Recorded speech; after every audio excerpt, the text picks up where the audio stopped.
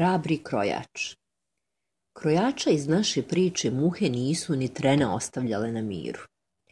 Jednog dana ću se tako naljutiti, pa će sve ove muhe dosadne saznati ko sam ja, govorio je mladi krojač. I taj dan dođe.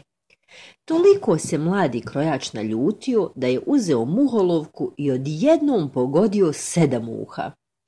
I jednim udarcem ubio sam ih 7, uzviknuo je sav sretan.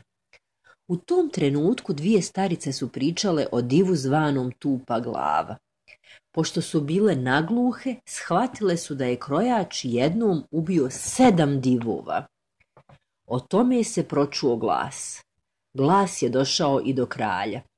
Kralj naredi da mu dovedu mladog krojača. Tražio je od njega da ubije diva Tupu glavu. Mladom krojaču ništa nije vrijedilo. Nije vrijedilo objašnjavati.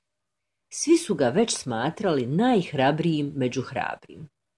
A kad je stigao do zamka i ugledao diva Tupu glavu, puau, baš je golem.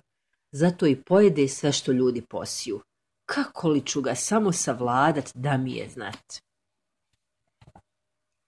Krojač je stao razmišljati o tome i zaključio da je najbolje da divu sašije usta. Tako neće moći jesti i ubrzo će izgubiti snagu.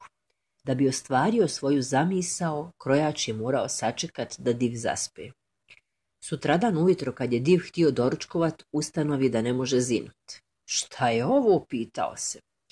Bio je toliko jak i velik, ali tupoglav i glup i nije znao da sam sebi može odvezati usta. Tada je krojač izašao iz svog skrovišta i obećao divu da će ga osloboditi samo ako se javno ispriča kralju.